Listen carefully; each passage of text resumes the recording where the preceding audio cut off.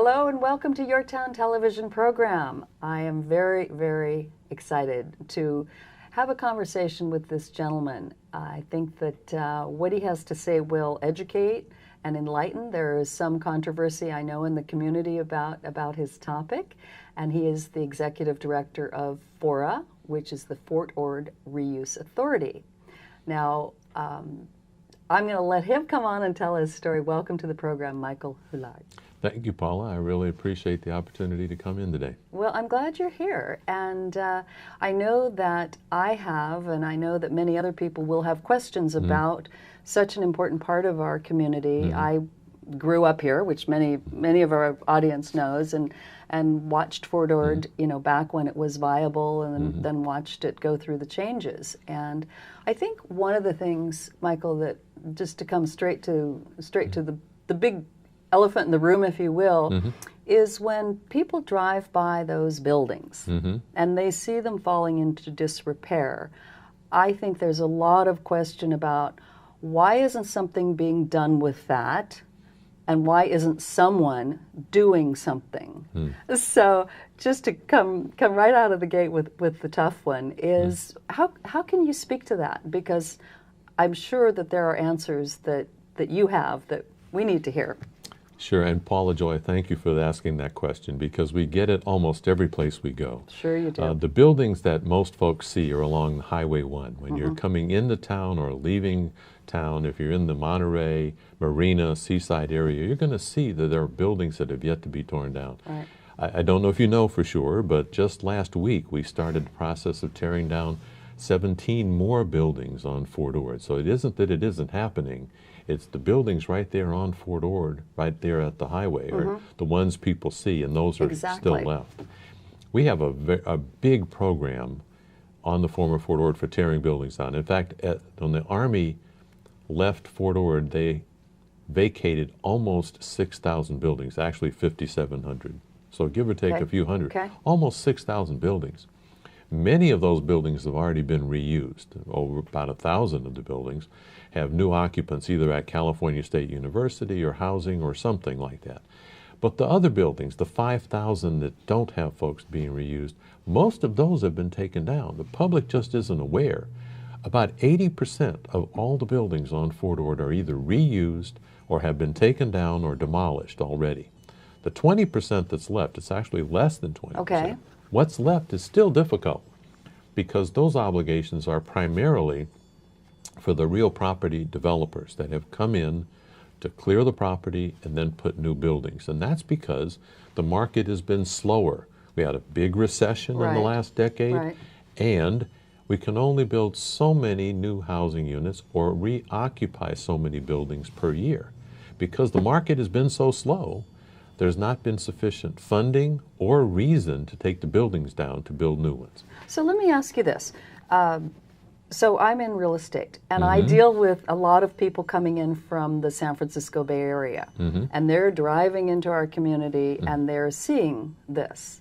And would it be politically correct to deal with some of those buildings that is kind of, if you will, the gateway to our community? Absolutely. I think everybody agrees that clearing those buildings will benefit all. So even though it may be the obligation of the developers to take that on, the Fort Ord Reuse Authority Board, our administrative committee that includes the city managers from several of the local communities, have said we need to do more. Okay. Can we use the funding that comes to FORA in some kind of way to focus attention on taking the remaining buildings down in the county, Seaside, and the City Marina? That particular proposal is in front of the Fort Ord Reuse Authority Board for a vote in just 2 weeks. So your timing asking this question, that's September 28th. And I'm hopeful that the FORA Board will see the wisdom of moving ahead with that work. I suspect they will. So I'm looking forward to doing the analysis and the evaluation and maybe bringing that back to you, Paula, to give you good news that we're going to be helping to take those buildings down. Yeah, I would like an answer on that. And I'm sure I'm not alone, because I think, Michael, there's an urban myth, if you will, that every building out there is loaded with asbestos and it's $1 million per building to take them down, and that's why it's not happening. Well, I wouldn't call that an urban myth. Okay. The truth is, building removal is not a cheap process, Okay. and it's not an easy process. It is true that those buildings, when they were left by the Army, still have asbestos, still have lead-based paint. Sure. In some cases, they're leaking PCBs from older. And some of this asbestos is so tenacious because the kind of asbestos bonds with the concrete block and the concrete in a way that you can't take it off. Right. Literally meaning all of the product from those buildings has to be demolished and taken to Class 1 facilities for disposal. That's an expensive process because not only does it cost a lot of money to take them down, because you have to have specialists to do that work, but then you have to transport it to a Class 1 landfill, and for those kind of contaminated products, waste, you have to pay more in tipping fees. Right. So it's an expensive process, and some of the buildings, based on what California State University has done and what we've done, cost $1 million, and in some case more, per building to take down. So that's actually, there is some truth to that. That's not an urban myth. Okay, the buildings there are buildings, several buildings, not just one or two. I mean 30, 40, 50 buildings that have cost $1 million to take down. Thank you for that clarification. I appreciate that. And so talk to us about, we have, I'm not going to say a large, I'm going to say an extremely important homeless population here. And the obvious is, why can't some of those buildings be used to shelter some of our homeless vets who fought for us? Well, the answer is, may not be known by everybody in the community, but there's That's already... why you're here, Michael. There's already a Veterans Transition Center on Fort Ord that does provide housing for vets that are struggling with their homeless situation. There's also an additional proposal where the VTC is going to expand that and provide maybe as many as another 60, 70, 80 more units. The United States Army has also worked with us to try to use housing on an interim basis on the former Fort Ord. And in addition to that housing, there are other homeless services providers that are providing up to, I think we have over 275 housing units on Fort Ord that are providing transitional housing from people that have been homeless to a more permanent housing situation. Even though those are not dedicated for veterans, many veterans are in that housing as well. Of course. So yeah, between the Housing Authority and our other special users, including Interim Inc. and others, we have several units, structures, buildings, even brand new housing that we put on Fort Ord to address those seeking homes. Right. So talk to us about some of that brand new housing and the developers. You mentioned the word earlier, the developers. Talk to us about that. Well, we have 3 major housing products on the former Fort Ord. Actually, probably multiple housing projects, but 3 major areas. And I have a map here. One of those is the East Garrison. The East Garrison community has grown up quite wonderfully. They've sold hundreds of units each year over the last several years to create a magnificent community in the East Garrison area. There's also the Marina Heights area, which is here in Marina. It is also called Sea Haven, and the developers there are producing several different housing products, and they seem to be doing quite well. And then, of course, the Dunes on Monterey Bay project, which is this area right along the coast, and of course they've sold hundreds of units as well. So and I've actually shown several of those. They're quite lovely. Each of those housing projects not only sells brand new houses, but they're also houses that are set aside for the workforce in the region that are priced a little bit differently than those that are the market rate housing. So yes, we have 3 different areas where housing is occurring right now on Fort Ord. And I wouldn't want to miss the opportunity to also mention here in Seaside, our first major housing development was the Seaside Highlands project, which sold out in just over 2 years. Through your organization? Or the City of Seaside and the Fort Ord Reuse Authority working together. We did the building removal on the site. We signed all the manifests. I didn't know that. The developer paid the developer fees, which were used on roads and other things in the community. The tax revenues from that project also benefit Fort Ord. But yes, Seaside Highlands was a former Fort Ord project. Michael, are those plots of land, for example, sold on the open market to XYZ developer They come in and purchase that, and then they build. Is that how that works to individual developers, or how does that process work? In almost every case, the individual jurisdictions have gone out and sought a partner in the private development field to work with them to use these areas. City of Marina conducted a solicitation and selected Watt Chadmar, actually wound up being Marina Community Partners for that project. Similarly with the Dunes on Monterey Bay project, there was a solicitation done. The developers submitted their proposals for the area. The community got involved. There was a participatory process where the community interviewed the developer. The city fathers and mothers interviewed the developers. Individual staff members looked at these proposals, came up with a recommendation. The city then entered an agreement, and the developer proceeds based on that development agreement. Okay, excellent. Thank you, because I've wondered about that. You know, in terms of transparency, and I really appreciate you being very transparent, which you're being. The FORA program is due to sunset in 2020. Yes. What does that mean? What's the impact of that? FORA was created in the early 1990s with the idea that we could finish everything on Fort Ord in 20 years. The program was started with the concept that 80% of the former fort would be finished within 15 to 20 years. And so the idea when FORA was created was either 20 years or 80% is done. And that's what the law says.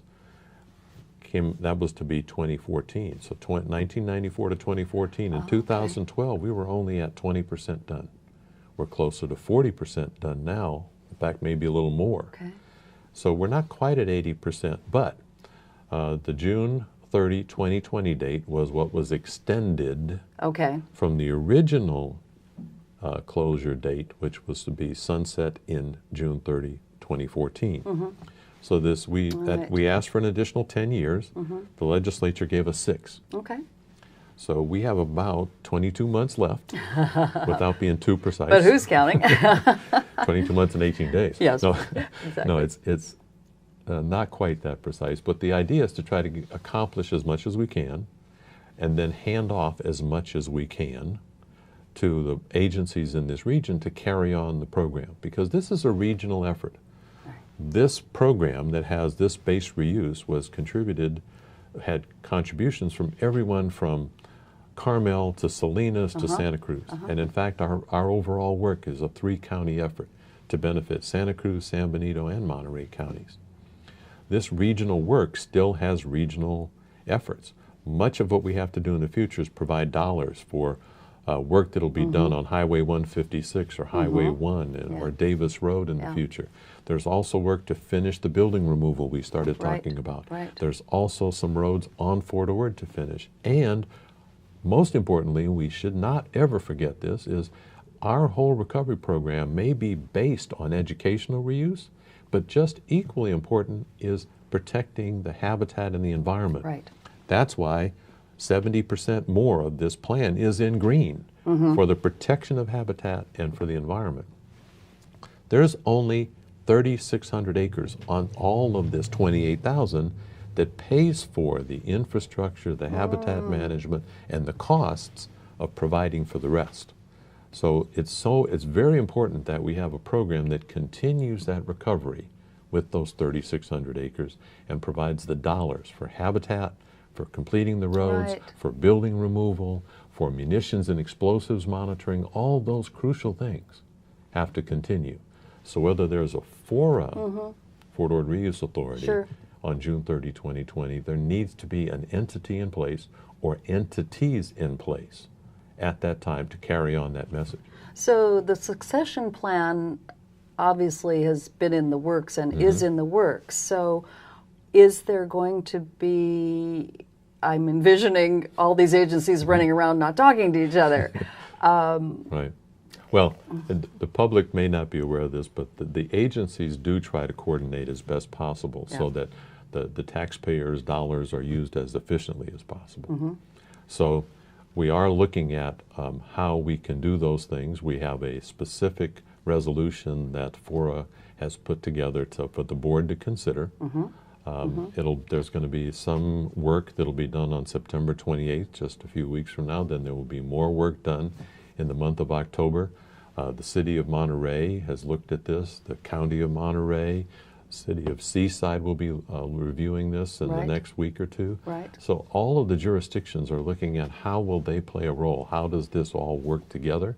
And how do we carry forward and finish the work that's been started? Yes. What's the best path forward? Yeah. And so far, I've found that every jurisdiction has their own individual opinion on that issue. Of course. So the fact that we are having an engaged, deliberative, full and frank discussion doesn't mean that we won't have a solution at the end. It just means that everybody's engaged, I think. Oh, I think that's very powerful. So if the viewing audience, Michael, has questions of you or your office, how can they reach you? Well, www.fora.org. Go to the website.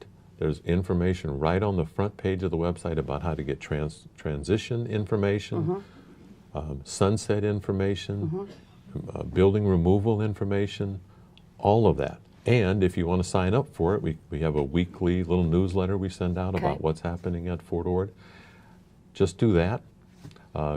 Also, we have there's other websites that we're connected to that'll give you other information about what we're doing at Fort Ord.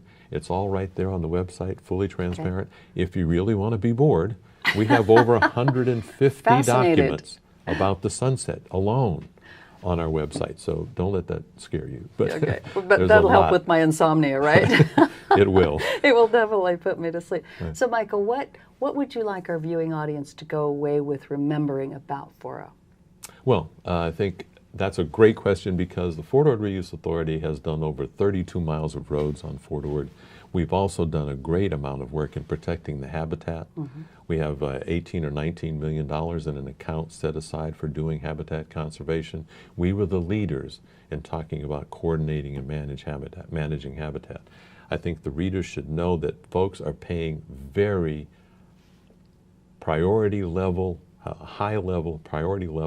attention to things like building removal, storm drainage protection for the Monterey Bay, for completing the transit requirements, and for making sure that the recovery program provides jobs for the people in this region, housing for the folks in this region, including those that have the least. Right. That is fascinating. Michael, thank you so much for that, and I really appreciate your time. I know you're extremely busy, and you have enlightened me, and I hope your viewing audience. Thank you for joining us. Appreciate the time, Paula Joy. This has been Your Town television program. Thank you for joining us.